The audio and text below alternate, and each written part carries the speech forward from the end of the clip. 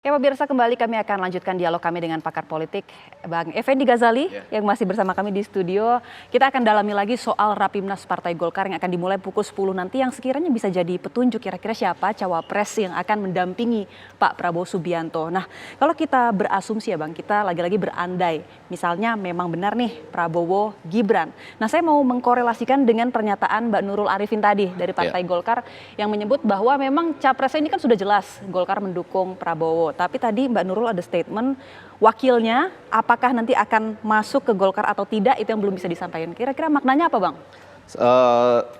Makasih nih Anggia. Tadi kita sudah dengar ada Emrus ya, ada Burhanuddin Muhtadi, ada juga Hanta, semuanya orang-orang hebat. Tapi saya mau sambil menunggu ya, Rapimnas akan jalan, kita mulai perkecil. Jadi kalau dalam metodologi itu, kebetulan kalau kita sekolah di tempat-tempat yang bagus itu kita diajarin bagaimana memperkecil dari kemungkinan-kemungkinan yang besar. Nah, menurut saya salah satu kata kunci di samping tadi ya, itu under 40. Di bawah 40. Sudah jelas sekali ya. Nah, pelan-pelan nih sekarang ya. Jadi itu tuh kalau saya ngajar juga gitu. Mari kita coba perkecil, mana yang lebih awal, ya kan? Kesampingkan dulu dinasti, kesampingkan dulu gitu tuh. Tapi kan dari semua yang ada tadi, mana yang paling kecil? Yang kemudian bisa saringan yang terkecil gitu. Yang artinya kalau nggak lewat itu ya Anda di luar itu jadinya. Under 40. Nah coba sekarang sama-sama nih Anggia, para pemirsa, yang under 40 yang masih tersisa untuk menjadi cawapresnya Pak Prabowo siapa coba? Ditambah ini lagi, saringan yang paling kecil nih. Ditambah lagi ada statement berpengalaman juga ya? Iya, berpengalaman, berprestasi. Tapi itu bisa semua. Berpengalaman, berprestasi. Anda sebutlah dari nama-nama yang ada. Erick Thohir berpengalaman, berprestasi. Ibu Khofifah lebih lagi berpengalaman sebagai kepala daerah, berprestasi. Siapa lagi ya? Yusril, berpengalamannya paling banyak. Ya, tapi tidak under 40. Nah, jadi maksud saya gini loh, kalau mau menggunakan saringan dengan menggunakan kata-kata Ketua Umumnya sendiri, Pak Erlangga Hartarto, dan Ibu Nurul Arifin yang tadi baru saja bersama-sama dengan kita di sini, pakai filter atau saringan yang paling kecil, under 40. Nah, coba sama-sama kita pikirkan, jangan tergesa-gesa langsung Gibran dulu. Siapa lagi nih yang under 40 di antara nama-nama yang disebut tadi? Ridwan Kamil, enggak. Semuanya nggak masuk kriteria kayaknya ya kalau tinggal variabelnya under 40. Mas Gibran.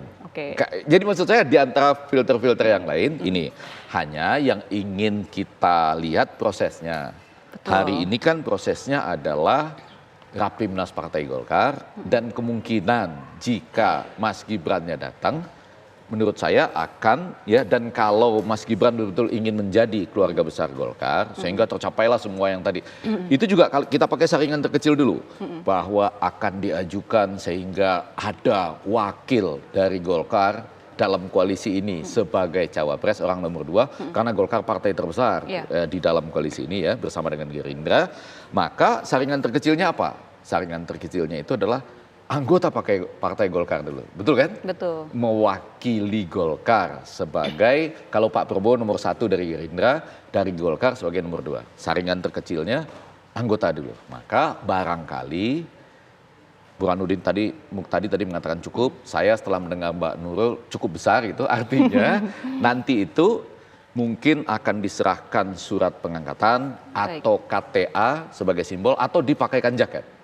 Jadi hari ini di Rapimnas, kalau kita tidak, ini kan how far can you go, jadi kalau tidak sampai ada pengumuman kami mendukung Gibran sebagai cawapresnya Pak Prabowo. Belum ada deklarasi, nah tapi ini sudah setidak-tidaknya menerima dengan gembira atas keinginan sendiri, dan kami tentu menyambut karena ini under 40 di bawah 40 tahun, berprestasi dan berpengalaman, maka kami keluarga besar Gibran menyambut Mas Gibran Raka Buming Raka sebagai anggota Partai Golkar dalam posisi sebagai wakil ketua umum.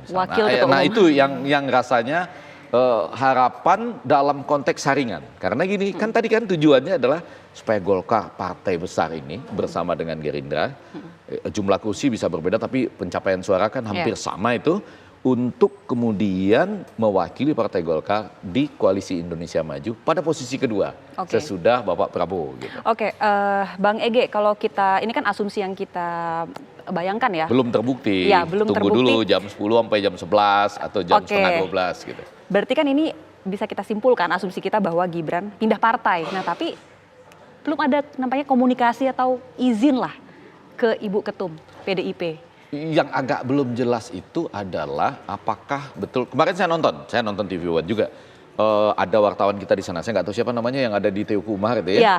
Nah kita kemudian terlihat ada mobil masuk, banyak televisi bukan hanya TV One mengatakan itu Gibran yang akan datang menemui Ibu Ketua Umum gitu ya.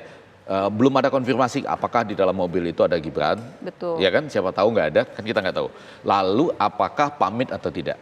Tapi dalam konteks komunikasi, pamit itu kan artinya ada seseorang yang datang ingin menyatakan terima kasih, saya punya niat pindah ke mungkin rumah lain atau partai lain. Nah yang jadi masalah ketemu atau tidak. Pelan-pelan saya katakan lagi metodologis ya, dengan jernih, dengan tenang. Nggak ketemu pun nggak apa-apa jadinya. Karena yang ingin ditampilkan di situ adalah konteks ingin pamit. Jadi niatnya ingin pamit, lalu kebetulan tidak ketemu. Tapi sudah ingin pamit. Yang penting niatnya. Niatnya, yang ingin diperlihatkan niat. Kalau ketemu, itu tentu lebih baik. Jadi mereka yang memegang prinsip-prinsip etika akan mengatakan kalau belum ketemu nggak sah, harus ketemu dan pamit dulu gitu. Karena tapi mungkin ini dari niat yang penting ingin pamit gitu. Itu yang ditampilkan dalam skenario dari kemarin sampai tanggal 25 nanti. Karena mungkin waktunya juga sempit ya. Iya, besoknya udah Rapimnas Golkar nah nih. Jadi harus cepat-cepat menentukan desisi keputusan. Iya, Anda membuka semacam alasan-alasan logisnya. Wong jam 10 sudah mulai Rapimnas, harus ketemu kemarin. Ya. Nggak sempat kalau pagi ini. Ya kan, lebih baik kemarin untuk memenuhi sebuah alasan. Mungkin kalau masuk ke etika bisa diperdebatkan, tapi paling tidak masuk alasan formal. Sudah datang, ingin pamit. Lagi-lagi ini belum terbukti karena belum ada yang konfirmasi bahwa itu Mas Gibran dan ketemu. Tapi kalau mau logikanya, logika dramaturgi dan waktunya demikian. Oke, baik. Terima kasih Bang Ege. Kita belum selesai ya, tapi saya mau dengar pendapat lain. Ada Mas Jayadi Hanan juga yang tersambung melalui sambungan Zoom bersama kami. Halo, selamat pagi Mas Jayadi, sehat Mas? Pagi Mbak, sehat. Oke, pagi Bang Ege. Mas Jayadi, sehat ya? Semangat. Sehat. Semangat menanti jalannya Rapimnas. Ini sama-sama penasaran mungkin. Mas Jaya ini mungkin punya pandangan tersendiri soal jalannya Rapimnas hari ini. Kira-kira apakah memang Gibran akan datang dan mungkin akan langsung dideklarasikan jadi cawapresnya Pak Prabowo? Enggak tahu ya. Benar-benar datang apa enggak. Karena ini semua kan masih mungkin terjadi perubahan-perubahan menjelang last minute apapun keputusan itu. Termasuk kemungkinan keputusan Golkar untuk menjadikan Gibran sebagai kadernya apa enggak. Kan jadi sampai dengan last minute, sampai dengan Rapimnas Golkar itu berakhir, kita masih bisa melihat kemungkinan-kemungkinan yang sebaliknya ya. Kalau dengan cukup gamblang digambarkan oleh Bang Egi tadi bahwa peluang Gibran untuk menjadi kader Golkar yang karena itu kemudian nanti akan diajukan sebagai cawapres Pak Prabowo itu memang terlihat peluangnya besar. Tapi sekali lagi saya kira masih mungkin ada perhitungan-perhitungan yang belum tentu, yang di last minute membuat Gibran belum tentu jadi cawapres. Kan masih itu kemungkinan itu masih ada. Kalau Gibran tidak jadi cawapres maka dengan demikian logikanya kemungkinan belum tentu dia akan datang ke ke Golkar. Kalaupun datang mungkin tidak jadi kader Golkar misalnya gitu. Jadi peluang untuk terjadinya perubahan-perubahan itu atau terjadinya skenario lain di luar yang dibayangkan atau yang diduga sepanjang kemarin sore sampai pagi ini itu mungkin masih bisa terjadi. Begitu menurut saya. Oke, kalau Mas Jayadi berarti melihat masih begitu dinamis bahkan belum mengerucut ke nama Gibran. Nah, lalu kalau menurut Mas Jayadi kalau kita tarik mundur nih dari nama-nama yang sudah beredar ya, kira-kira siapa Mas? Iya, pilihan terhadap Gibran itu kan di satu sisi mungkin pilihan yang punya istilah upside ya, punya sisi positif bagi Prabowo. Ini kalau hitungan elektoral ya. Mungkin tadi sudah banyak dibahas juga. Tapi pilihan terhadap Gibran juga bisa jadi berarti pilihan cukup beresiko atau gambling kan. gitu. Nah, pertanyaannya apakah nanti kubu Prabowo bersama Pak Jokowi itu mengambil putusan yang lebih beresiko atau yang lebih aman gitu. Putusan lebih beresiko yang saya maksud, saya kira kita semua sudah mulai paham bahwa pilihan terhadap Gibran itu kalau kita lihat dari sisi elektoral memang bisa memberikan dampak positif dalam arti menegaskan posisi Pak Jokowi di kubu Prabowo. Tapi kan ada misalnya ya, ada selain sisi positif ada sisi negatif yang harus dihitung. Pertama adalah selama ini simulasi Prabowo Gibran itu tidak minimal tidak lebih baik elektabilitasnya dibanding dengan simulasi misalnya Prabowo Erik atau Prabowo Hovifah ketika dilawankan misalnya dengan Ganjar Mahfud dan Amin gitu ya. Bahkan misalnya dalam simulasi LSI terakhir itu awal Oktober, kalau Prabowo Erik berhadapan dengan Ganjar Mahfud misalnya dan Amin, jarak elektabilitas antara Prabowo dan Ganjar itu sekitar 6% lebih, ya 38-32. Tapi kalau Erick Thohirnya diganti menjadi Gibran, jarak elektabilitasnya mengecil menjadi hanya 3%, tidak signifikan. Dan elektabilitas Prabowo turun 2% menjadi 38, misalnya itu ya. Dan kalau kita bandingkan dengan simulasi-simulasi selama katakanlah 6 bulan terakhir, kira-kira tidak berbeda jauh, meskipun potensi Gibran cukup besar, tapi dia tidak memberikan dampak elektoral yang sangat signifikan terhadap capresnya. Itu yang apakah itu akan berlanjut meskipun misalnya nanti sudah ditetapkan karena sudah jelas gitu posisi Pak Prabowo di kubu posisi Pak Jokowi di kubu Prabowo, itu belum tentu juga. Itu satu ya. Yang kedua, jangan lupa harus menghitung dampak negatif. Tadi Bang Eki ngomongin soal pamit kan? Ya. Soal Betul. pamit ke Bu Mega. Ya. Kalau Gibran masuk menjadi cawapres Pak Prabowo, kan jelas tuh berarti pertarungan bukan hanya antara Prabowo lawan Amin, tapi ini ada pertarungan antara Jokowi lawan PDIP kan gitu. Itu berarti akan terjadi perebutan sangat sengit dengan basis-basis suara Jokowi plus PDIP di berbagai daerah, di Jawa Barat, di Jawa Tengah, Jawa Timur, Bali, Sumatera Utara, Lampung, Sumatera Selatan, yang daerah-daerah yang kuat.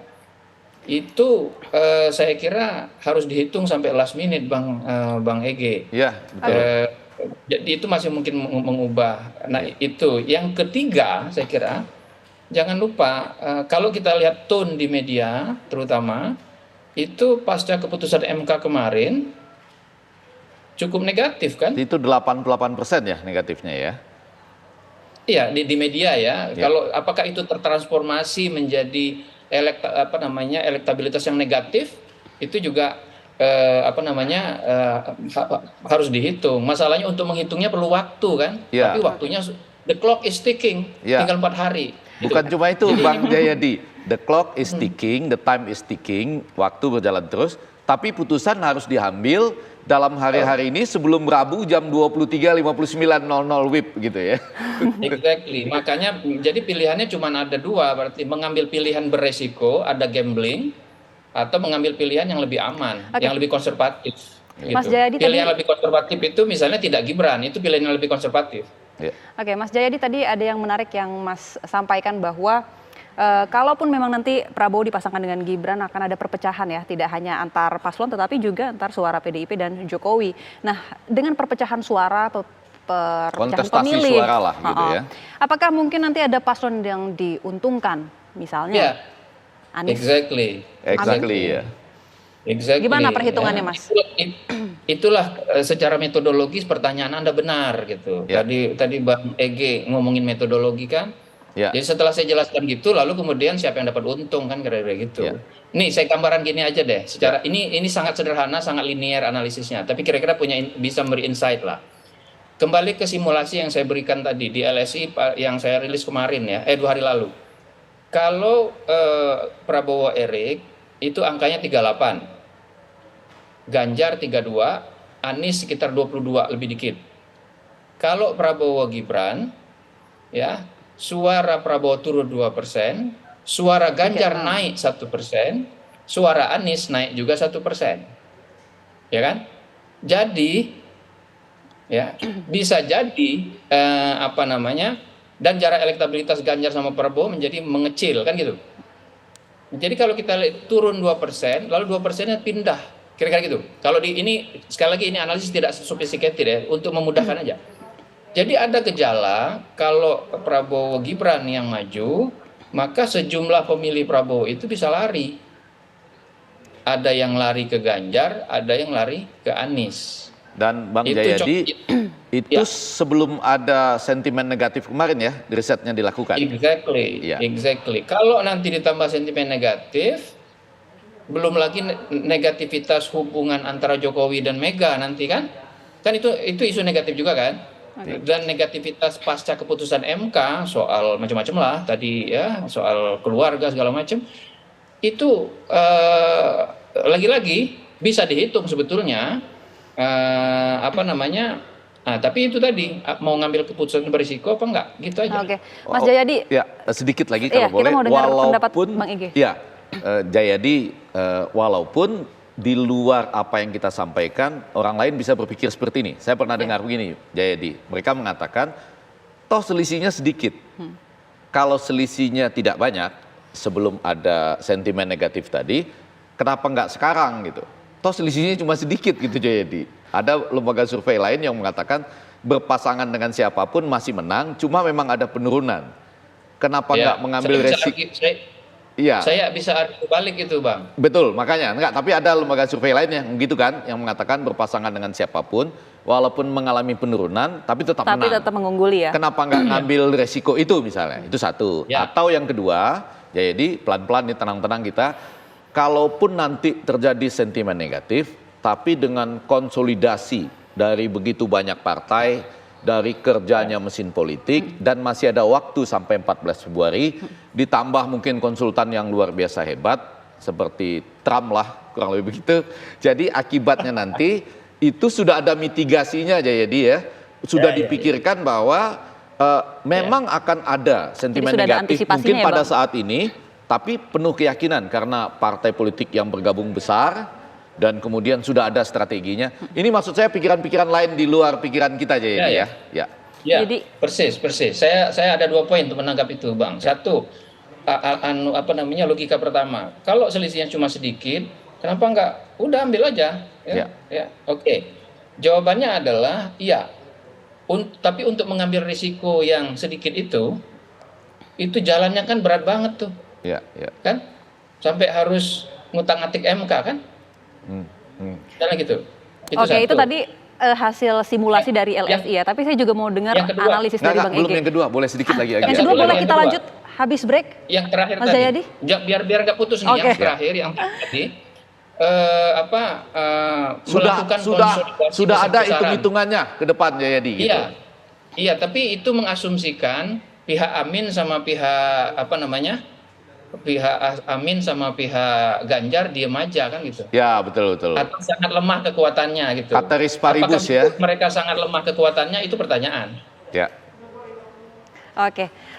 Ini belum selesai ya? Belum. Tapi kita masih ada di situ ya. Belum ya? Saya kira udah mau selesai. Belum dong Mas, tapi dilanjut habis jeda ya. Sesaat lagi Breaking News TV One akan kembali.